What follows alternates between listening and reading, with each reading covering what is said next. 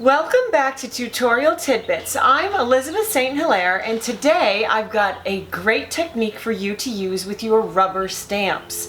I designed a line of rubber stamps for Rubber Moon, and they're art stamps that I use for creating patterns on my hand-painted papers.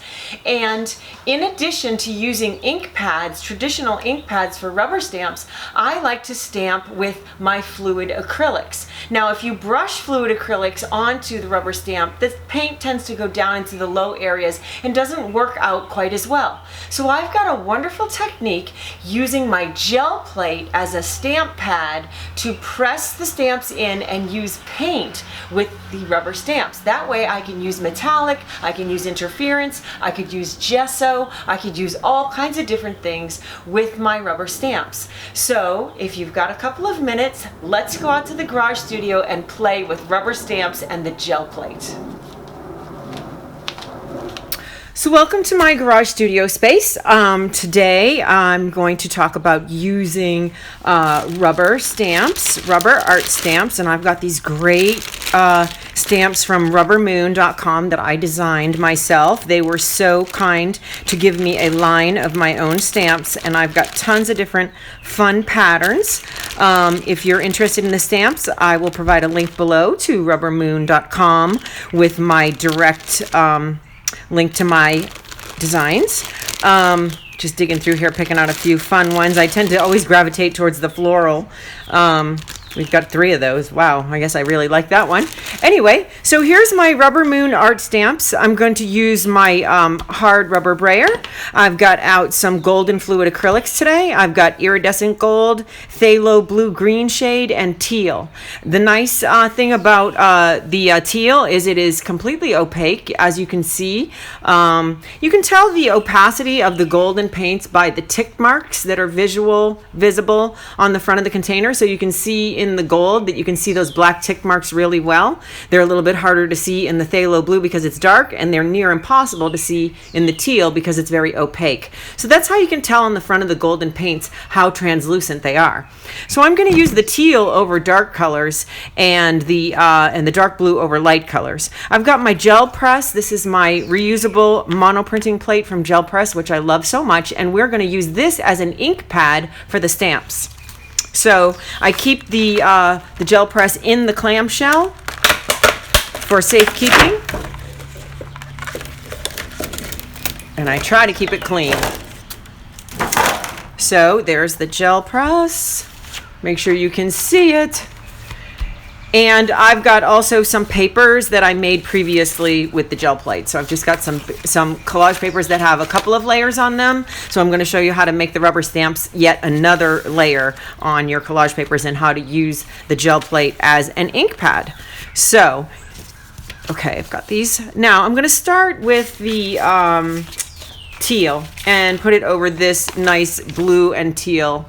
I could also put the dark blue on this as well. So we could do a little combination. So I'll start with the teal. I'm going to put a thin layer on my gel plate and roll it out into a thin layer with my hard rubber brayer. Then I am going to press my stamp into the plate, which gives it a nice even layer of paint just on the surface raised area of the stamp. And then I'm going to add this great teal blue to my already very cool dark and teal blue paper. I'm going to mix it up because I'm just creating a pattern for my collage paper. So I'm going to add another stamp and just sort of intersect some of the first stamps. And then I'm going to roll this out a little bit more again and get this nice big spiral. Add that in here. And now I'm getting a really nice overlapping pattern with my stamps on top of a piece that I already gel printed. So I'm going to remove this paint from the plate.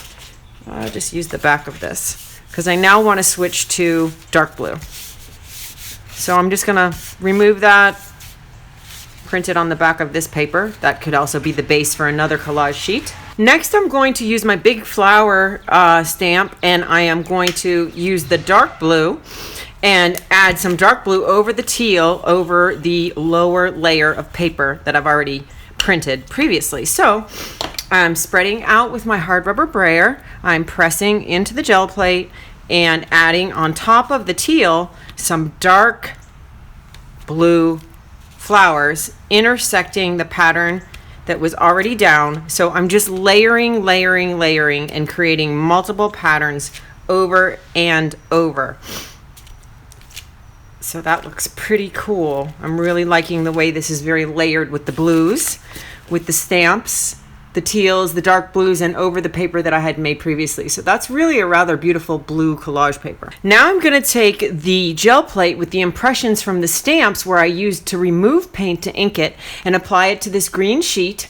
And I am going to get the subtle print of the stamps off the gel plate as a secondary thing that I can do while using the stamps and the gel plate as a stamp pad.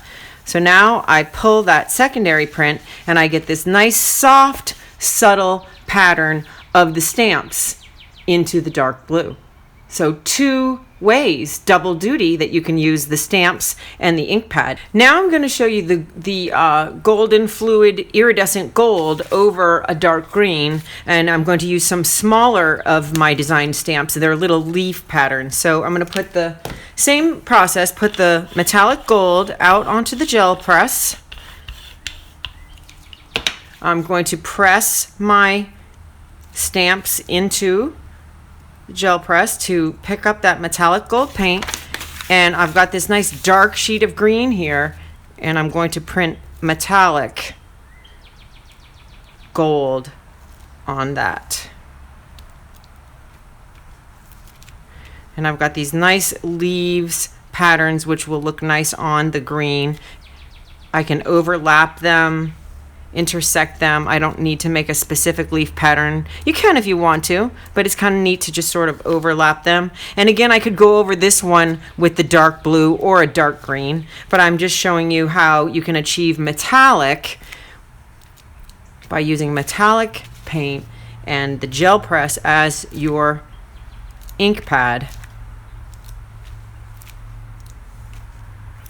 to make beautiful hand-painted collage paper. So here's our beautiful dark green with metallic gold leaves, and that's on a recycled paper. And then again, we've got, once you have the plate, you can press and pick up that stamp pattern off the gel plate. And here's our beautiful blue sheet. And if you're interested in more information about the gel press monoprinting plate, I have an online monoprinting for collage papers workshop that is always open and available for you to go through at your own pace. So I'll put that link below, as well as a link to the Rubber Moon stamps and all the supplies from my Amazon art supply page. So that's it for today. Thank you for being here, and I look forward to seeing you next week.